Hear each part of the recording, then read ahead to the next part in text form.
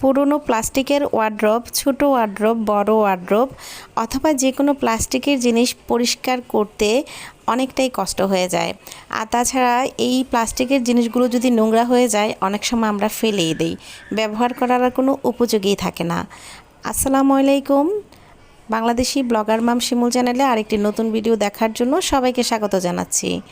চলে আসলাম নতুন আরেকটা ভিডিও নিয়ে। প্রতিদিনের মতো আজকের ভিডিওটিও কিন্তু অনেক গুরুত্বপূর্ণ একটি ভিডিও, যা আপনাদের অনেকটা কাজে লাগবে। আমি আমার চ্যানেলে প্রায় কিন্তু এখন টিপস দিয়ে থাকি, আর যে টিপসগুলো সাংসারিকভাবে কাজে লেগে যায়, তবে অনেকেরই কিন্তু এ ব্যাপারে আপত্তি থাকে। অনেকেই বলতে থাকেন অনেক বেশি কথা বলি, তো আসলে কথাটা এজন্য বলতে হয়, যখন কোনো কিছু পরিষ্কার করতে যাই তখন কিন্তু সময়টা একটু বেশিই লাগে। তো আজকেও এরকম অনেকখানি সময় নিয়েই এই প্লাস্টিকের র্যাকটা পরিষ্কার করেছি, আর খুব সহজে কিভাবে পরিষ্কার করা যায়, কিভাবেই করলাম সেটাই কিন্তু আজকে দেখাবো। আমার এই ছোট ওয়ার্ড্রবটা 4টা ড্রয়ারের ছিল, আর এটা কিন্তু অনেক দিন ফেলে রেখেছি, ব্যবহার করা হয়নি, তা দেখেই বুঝতে পারছেন। তো আমি একটি ব্রাশের সাহায্যে এটার যে ধুলিগুলো পড়েছিল সেগুলো আগে ঝেড়ে নিচ্ছি।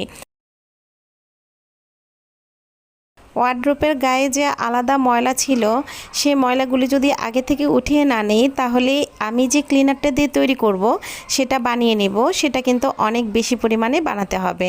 সেজন্য আমি প্রথমেই ড্রয়ার এবং ড্রয়ারের ভিতর যে আলাদা পার্ট আছে সেই ধুলিগুলো ফেলে দিচ্ছি। আর এভাবে করে কিন্তু সবগুলো ড্রয়ার পরিষ্কার করে নিতে একটু সময় লাগবে, সেজন্য ভিডিওটা টেনেও দিয়েছি যেন আপনাদের বিরক্ত না লাগে। আপনারা একটু খেয়াল করুন, ওয়ার্ড্রোপের আনাচে কানাচে জায়গায় কিন্তু প্রচুর পরিমাণে ধুলি পড়ে একদমই দাগ পড়ে গেছে, আর ওয়ার্ড্রোপটা এতটাই নোংরা হয়ে গেছে যে মনে হচ্ছে আর ব্যবহারই করা যাবে না। তবে আমি এতটাই সুন্দরভাবে ক্লিন করব আর পরিষ্কার করে নেব যেন আবারও নতুনের মতো হয়ে যায়। দেখে বুঝতেই পারছেন যে কতটা ময়লা হয়েছে, কালো ধুলি পড়ে একদমই অনেকখানি ময়লা বের হয়েছে। এই পর্যায়ে আমি চুলার পাড় চলে এসেছি, আর এখন একটি হাঁড়িতে সামান্য কিছু পানি নিয়ে তার মধ্যে দিয়ে দিচ্ছি পরিমাণ মতো, অর্থাৎ আমার যতটুকু লাগবে 1 চামচ পরিমাণ দিয়ে দিচ্ছি ডিটারজেন্ট পাউডার, আর সেই সাথে দিয়ে দিচ্ছি 1 চামচ পরিমাণ খাবার সোডা। পানিটা অনেকটাই গরম হয়ে এসেছে, আর দুইটি উপাদানই খুব ভালোভাবে মিশিয়ে নিয়ে তারপর উঠিয়ে নিচ্ছি। এই পর্যায়ে কিন্তু চুলার আঁচটা আমি একদমই বন্ধ করে দিয়েছি। এরপর এই মিশ্রণটা একটি স্প্রে বোতলে ঢেলে নিচ্ছি, তবে খেয়াল রাখতে হবে যেন খুব বেশি গরম না হয়ে যায়, যেহেতু এটা প্লাস্টিকের বোতলে নিয়েছি সেই জন্য কিন্তু এটা খেয়াল রাখতে হবে। আর বেশি গরম হয়ে গেলে প্লাস্টিকের বোতল কিন্তু একদম গলে যাবে বা বাঁকা হয়ে যাবে। তাছাড়া এই মিশ্রণটা কিন্তু এত বেশি গরম করা যাবে না, যেহেতু আমি প্লাস্টিকেরই ওয়ার্ড্রোব পরিষ্কার করব, সেই ক্ষেত্রে কিন্তু পানিটা মোটামুটি গরম হলেই চলবে। তো এখন যেটা করতে হবে, এই স্প্রেটা দিয়ে খুব সুন্দরভাবে আমি স্প্রে করে নিচ্ছি। আর আপনারা হয়তো বলতে পারেন যে হাত দিয়ে ছিটিয়ে দিলেই হতো, হ্যাঁ সেক্ষেত্রে হতো, তবে অনেক বেশি কিন্তু মিশ্রণ লাগতো। আর আমি ড্রয়ারগুলোতে একটু ঢেলে ঢেলে তারপর এখানে দিয়ে দিব, আর যেই অংশটুকুগুলো চিপা চাপা আছে ওগুলোতে আমি ভালোভাবে স্প্রে করে দিচ্ছি যেন এই ময়লাগুলো খুব তাড়াতাড়ি নরম হয়ে যায়। আর এভাবে স্প্রে করে নেওয়ার পর আমি একটি তারের মাজনি দিয়ে এটার সাথে সাথেই মাজতে শুরু করেছি, কারণ আমি যতক্ষণ পর্যন্ত এটা মাজবো ততক্ষণে কিন্তু ড্রয়ারের ময়লাগুলো ভিজে নরম হয়ে যাবে, আর এর জন্য কিন্তু বেশি অপেক্ষাও করতে হবে না। আর দেখুন সঙ্গে সঙ্গে কিন্তু যত ময়লা আছে এগুলো উঠে যাচ্ছে।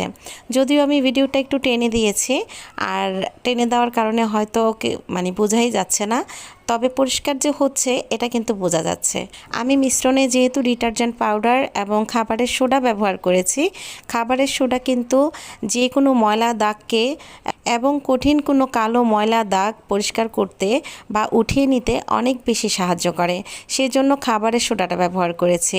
তাছাড়া কঠিন ময়লাগুলো কিন্তু অনেক বেশি নরম হয়ে যাবে। সবগুলো ড্রয়ার কিন্তু মাজা হয়ে গেছে, এখন নর্মাল পানি দিয়ে ধুয়ে নিচ্ছি। আর ধোয়ার পর দেখুন অনেকটাই কিন্তু চকচকে হয়ে গেছে। উপরের অংশটুকু ভালোভাবেই পরিষ্কার হয়ে গেছে, কিন্তু একটু চিপা চাপায় কিন্তু ময়লা রয়েই গেছে। আমি বলেছিলাম একদমই নতুনের মতো করে পরিষ্কার করব, আর তার জন্য কিন্তু পুরো ভিডিওটির সঙ্গে থাকতে হবে, কারণ আমি আরেকটি ক্লিনার তৈরি করব যা দিয়ে আনাচে কানাচে জায়গায় যেই ময়লাগুলো আছে সেই ময়লাগুলো একদমই উঠে যাবে। তো আপনাদেরকে আমি দেখিয়ে দিব যে কোন জায়গাগুলোতে এখনও ময়লা রয়ে গেছে। আর আপনারা চাইলে এই পর্যন্ত কিন্তু পরিষ্কার করে ড্রয়ারটা ব্যবহার করতে পারেন, তবে সেই ক্ষেত্রে কিন্তু একদমই নতুনের মতো হবে না। চলুন তাহলে পরবর্তী যে ক্লিনারটা তৈরি করছি সেটি দেখিয়ে দিচ্ছি। এখানে সামান্য পরিমাণ নর্মাল পানি নিয়েছি, আর তার মধ্যে দিয়ে দিচ্ছি পরিমাণ মতো একটু টুথপেস্ট, যে কোনো টুথপেস্ট নিলেই হবে। আর তারপর এর মধ্যে দিয়ে দিচ্ছি 1 চির লেবু, আর এখানে লেবুর রসটা বের করে নিচ্ছি। লেবুর রসটা কিন্তু সম্পূর্ণটাই আমি দিয়ে দিয়েছি। যতটুকু রস হয়েছে মোটামুটি বড় চামচে বা হাফ টেবিল চামচে 1 চামচ হবে। এখন দুইটি উপাদান খুব ভালোভাবে মিশিয়ে নিচ্ছি। এমনভাবে মিশিয়ে নিতে হবে যেন সম্পূর্ণটাই মিশে যায়। এটা একটু সময় ধরে মেশাতে হবে। এরপর দেখুন এই যে ড্রয়ারের যে অংশটুকু আছে কেমন ছিপছিপে কালো কালো ছোট ছোট র্যাকের মধ্যে ময়লা পড়ে আছে। এই ছোট ছোট জায়গায় কিন্তু হাতের আঙ্গুল কিংবা তারের জালি প্রবেশ করানো যাবে না, আর সেজন্য এই ময়লাগুলো ওঠানো সম্ভবও হবে না। সেজন্য আমি একটি টুথব্রাশ নিয়ে নিয়েছি, আর যেটির মাধ্যমে আমি এই অংশটুকু পরিষ্কার করে নেব।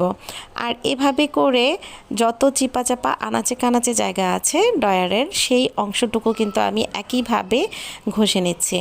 এভাবে ব্রাশ দিয়ে সুন্দরভাবে যদি আমি ক্লিনারটা দিয়ে ঘষে নেই তাহলে চিপা চাপার সম্পূর্ণ ময়লাগুলো বেরিয়ে আসবে, আর একদমই নতুনের মতো ক্লিন হয়ে যাবে। প্লাস্টিকের যে কোনো জিনিস ধুয়ে নিলেও দেখবেন কেমন যেন একটু ফ্যাকাশে লাগে, তবে এই মিশ্রণটা দিয়ে যখন আপনারা প্লাস্টিকের কোনো জিনিস ধুতো করবেন তখনই বুঝতে পারবেন যে কতটা চকচকে লাগে, কতটা নতুনের মতো লাগে। টুথপেস্ট এবং লেবু দিয়ে যে মিশ্রণটা তৈরি করেছি সেটা খুব পাওয়ারফুল, আর এটা দিয়ে যে কোনো প্লাস্টিকের জিনিস যদি আপনি ধৌত করেন তাহলে দেখবেন একদমই নতুনের মতো চকচকে ঝকঝকে হয়ে যাবে। আর এটার প্রমাণ তখনই পাবেন যখন আপনারা বাসায় এটি ব্যবহার করবেন। তাছাড়া এটার ফ্লেভারও কিন্তু অনেক বেশি সুগন্ধি, সেজন্য এই ড্রয়ারগুলোতে যখন আপনি কোনো কিছু রাখবেন তখন কোনো ধরনের প্লাস্টিকের গন্ধ বা দুর্গন্ধ এর মধ্যে সৃষ্টি হবে না। আমি যে দুইটি মিশ্রণ আজকের এই টিপসে ব্যবহার করেছি সেটি কিন্তু বাসায় আপনারা বানিয়েও রাখতে পারেন, আর এটি বানিয়ে রাখলে কিন্তু ফ্রিজে রাখতে হবে, 7 দিনের মতো ব্যবহার করতে পারবেন। সম্পূর্ণভাবে মেজে নেওয়ার পর আমি কিন্তু ড্রয়ারগুলো এবং ড্রয়ারের যে পার্ট আছে সেটা ধুয়ে নিয়েছি, আর ধুয়ে নেওয়ার পর দেখিয়ে দিচ্ছি। আমি ড্রয়ারের সামনের অংশটুকু একটু দেখিয়ে দিচ্ছি, দেখুন কতটা ক্লিন হয়েছে, আর দেখে বুঝতে পারছেন যে অনেক সুন্দর ক্লিন হয়েছে। তো এভাবে বাসায় ট্রাই করবেন, আর অবশ্যই আমাকে কমেন্ট করে জানাবেন।